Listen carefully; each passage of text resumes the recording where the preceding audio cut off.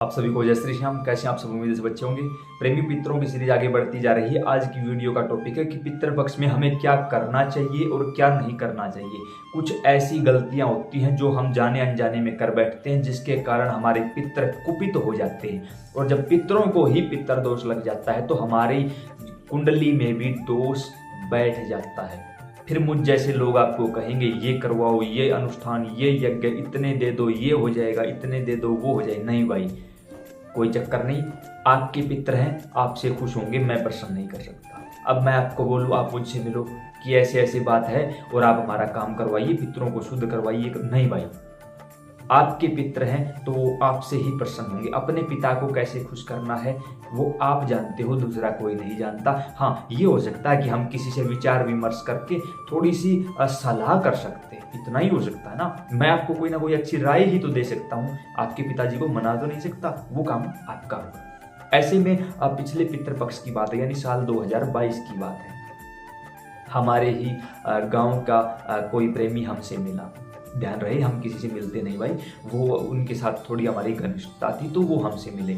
उन्होंने कहा कि इस समय हमारी हालत बहुत ज़्यादा खराब हो, शाम को खाने का भी प्रबंध नहीं है उनका, और ज़मीन देखा जाए तो नहरी ज़मीन है और इतने ज़्यादा किले आते हैं आपको बता नहीं सकते, ठीक है। और शाम को खाने का प्रबंध नहीं है। कारण किसी देवी देवता को ना मानना, पितरों को ना मानना, कुछ भी। मैंने कहा भाई क्या बताऊँ आप लोगों को, आप लोगों ने तो खुद अपने पैरों पर कुल्हाड़ी मार के काट लिए हैं अपने पैरों को, कोई रास्ता नहीं है। तो कहा कुछ तो करो। मैंने कहा अभी पितृपक्ष लगने वाला है, कुछ उपाय बताया उनको कि ये करो, पितृ खुश होंगे और सारी बरकत शुरू हो जाएगी। पहले पितृपक्ष के पहले दिन ही, यानी पूर्णिमा के दिन, वो हमें मिले अचानक ही। शाम को हम मंदिर से आरती करके निकल रहे तो वो हमें मिले। मिलते ही उन्होंने राम राम भाई। मैंने कहा भाई राम राम। उनकी हालत देखी, वो शराब पिए हुए थे, जो कि हमने उनको पूर्ण रूप से मना किया था कि गलती से भी शराब का सेवन नहीं करोगे। पहले ही दिन शराब पिए हुए थे। क्या वो पी रहे हैं? नहीं, वो नहीं पी रहे, क्योंकि उन्होंने पहले अपने पितरों की पूजा नहीं की। तो उनके घर में पितरों की बजाय प्रेतों ने अपना डेरा जमा लिया है और वो घर घर नहीं रहा है। अब वो प्रेतों का अड्डा बन चुका है, वहां सिर्फ नेगेटिविटी है और कुछ भी नहीं। जब आपको लगे कि आपके घर में कोई व्यक्ति दिन रात शराब के नशे में या और अन्य किसी नशे में आदी हो चुका है किसी नशे का, और वो लत नहीं छूट रही, तो समझो वो पितरों के नहीं, वो प्रेत के घेरे में है भाई। वो प्रेत दोष के अंडर आती है ये सारी चीजें। ऐसे ही नहीं कोई दिन रात शराब पीने लगता। हमने उनको कुछ नहीं कहा। 1 या 2 दिन के बाद उनके घर से कोई हमारे पास आया, उनकी पत्नी हमारे पास आई। उन्होंने कहा कि आपके भाई तो ऐसे ऐसे करने लगे, अब मैं क्या करूं। तो हमने उनको यही कहा कि भाई हम क्या बता सकते हैं, जो काम बताया गया था वो आप लोगों ने किया नहीं, और कल जाके हमें कहीं ना कहीं बदनाम कर दोगे कि उनके पास गए थे, उनसे कुछ नहीं हुआ, वो झूठ बोल रहे हैं। इसलिए हम तो किसी से मिलते ही नहीं भाई, क्योंकि हमें पता है 10 लोग आएंगे, 100 लोग आएंगे, अगर 10 लोग आएंगे तो काम तो 1-2 का ही बनेगा। क्यों बनेगा? क्योंकि वो 1 या 2 आदमी ही ऐसा होगा जो बताया गया काम सही ढंग से करेगा।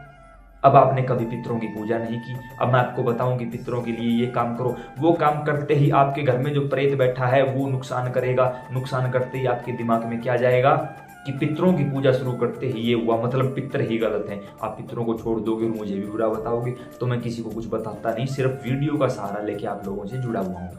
अन्यथा कोई भी गलती से मेरे गांव का देख रहा हो, कोई रिश्तेदार हो, कोई भी मेरा जानकार हो, गलती से ये कोशिश ना करे कि मैं किसी को कुछ बताता हूँ, कोई पूछा देता हूँ, ऐसा वैसा कुछ करता हूँ। ना भाई, कुछ नहीं करता। सिर्फ वीडियो का सहारा लेके वीडियो के माध्यम से आप लोगों को जो भी जानकारी हो सकती है वो दे देते हैं। पितृपक्ष के इन 16 दिनों में अश्विन मास की पूर्णिमा से लेकर अमावस्या तक के जो 16 दिन होते हैं उनको पितृपक्ष बोला जाता है। इन दिनों में कुछ काम ऐसे होते हैं जो हमें करने कंपलसरी होते हैं, जरूरी होते हैं। कुछ ऐसे होते हैं जो हमें बिल्कुल नहीं करने चाहिए।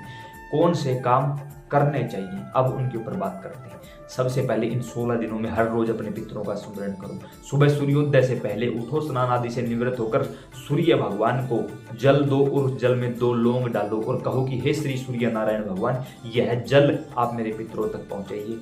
हर रोज रविवार और एकादशी को छोड़कर तुलसी माता में जल डालिए और कहिए कि हे तुलसी माता, यह जल मेरे पितरों तक पहुंचाइए। रविवार और एकादशी को तुलसी में जल नहीं डाला जाता, क्योंकि इन 2 दिनों में तुलसी माता भगवान श्री नारायण के लिए निर्जला व्रत करती है, तो 2 दिनों में नहीं डाला जाता जल। उसके साथ जिस तिथि पर आपके पूर्वज गए हैं उनका श्राद्ध निकालिए। श्राद्ध में तुलसी दल का उपयोग करिए।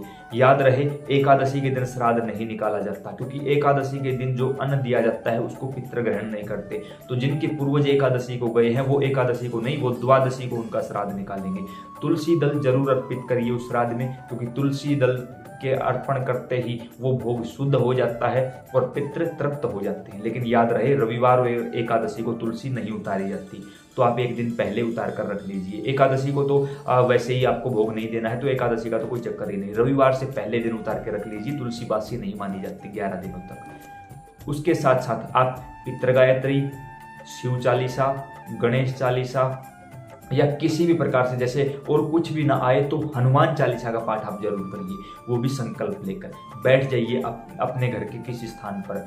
आपको अपने पूजा स्थान पर नहीं बैठना है, क्योंकि देवता अलग चीज है, आपके घर के पितृ देवता अलग चीज है। पूजा स्थान पर नहीं बैठना है आपको, किसी भी शुद्ध स्थान पर नीचे आसन लगाइए, बैठ जाइए, हाथ में जल लीजिए, संकल्प करिए पहले दिन ही, मेरा नाम ये है, पिता पति का नाम ये है, गोत्र ये है, इस जगह का स्थायी निवासी, और मैं अपने सभी पितरों के लिए ये काम करने जा रहा हूं। जैसे कि हर रोज 3 हनुमान चालीसा या 11 हनुमान चालीसा का पाठ करूंगा, हर रोज उनके नाम का दीपक जलाऊंगा।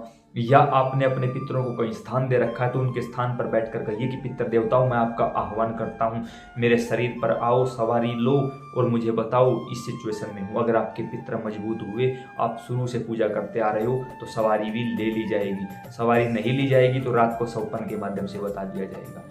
संकल्प लिया आपने, जल को छोड़ दो नीचे। उसके बाद जो भी आपने संकल्प लिया है वो उसी समय पर, आज सुबह 6 बजे बैठे हो तो हर रोज 16 दिनों तक 6 बजे ही वो काम करना होगा आपको। और जब 16वां दिन कंप्लीट हो जाए, फिर से जल लेके संकल्प करो कि मैंने अपना संकल्प पूरा किया, मेरी मनोकामना ये थी, पूरी कर दो। उन 16 दिनों के अंदर अंदर आपकी मनोकामना पूरी हो जाएगी। उसके साथ हर रोज सुबह सुबह घर की जो दहलीज है उसके ऊपर जल का छिड़काव करो, उसको शुद्ध करो। फिर रसोई को शुद्ध करो, क्योंकि दहलीज से होते हुए पितर सबसे पहले घर की रसोई में जाते हैं। अगर कुछ ये भी सवाल आया है कि घर के 2 लड़के क्या दोनों को, अगर इकट्ठे परिवार में रहते हो तो कोई भी एक कर सकता है, छोटा बड़ा कोई भी करे, कोई दिक्कत नहीं। अगर आपके चूल्हे अलग अलग हैं, खाना अलग स्थान पर पकता है, तो दोनों को करना पड़ेगा, दूसरा कोई रास्ता नहीं है। अब पाठ करोगे, जाप करोगे, हवन करोगे, हवन जरूर करवाइए अमावस्या के दिन। भगवत गीता का पाठ करिए, शिव महापुराण का पाठ करिए, दान दक्षिणा करिए, गरीबों के निमित्त कुछ ना कुछ दान दीजिए, तन से सेवा करिए, किसी मंदिर में किसी गरीब की सहायता करिए, किसी ब्राह्मण को दान दक्षिणा करिए, ब्राह्मणों को या किसी गरीब को भोजन करवाइए, पितरों के निमित्त 5 कपड़े दीजिए। और अमावस्या के दिन किसी भी तीर्थ पर जाकर स्नान करिए, पितरों के निमित्त पिंडदान, तर्पण, जल इत्यादि सब कुछ करवा के आइए। अब वो कौन से काम है जो गलतियां हमें नहीं करनी है। गलती से भी इन 16 दिनों में घर में प्याज और लहसुन नहीं होने चाहिए, घर में ही नहीं होने चाहिए। उसके साथ साथ मांस मदिरा का प्रयोग नहीं होगा। शुद्ध ब्रह्मचर्य का आपको पालन करना है, ब्रह्मचर्य खंडित ना होने पाए इन 16 दिनों में आपका। उसके साथ साथ हमें बाल नहीं कटवाने हैं, दाढ़ी नहीं बनवानी है, नाखून नहीं काटने हैं। आप इस वीडियो को जब भी देख रहे हो तब से ही ये नियम, क्योंकि अगर आपको पहले पता नहीं था, आपने ऐसा कर लिया तो एक अलग बात है, अन्यथा आपको ये कुछ भी नहीं करना है। ये भी सवाल रहता है कि क्या पितृपक्ष में अन्य देवताओं की पूजा करें? बिल्कुल होगी, हर हाल में होगी। जैसे आप पहले करते आए हो वैसे ही अपने देवी देवताओं की पूजा करते रहिए, कोई परेशानी नहीं होगी। तो ये कुछ बातें हैं जो आपको करनी चाहिए, कुछ है जो नहीं करनी चाहिए। उम्मीद है आपको समझ और पसंद आई होगी। अन्य प्रेमियों के पास इस वीडियो को जरूर शेयर करिए ताकि उनका भी कल्याण हो सके। जय श्री श्याम।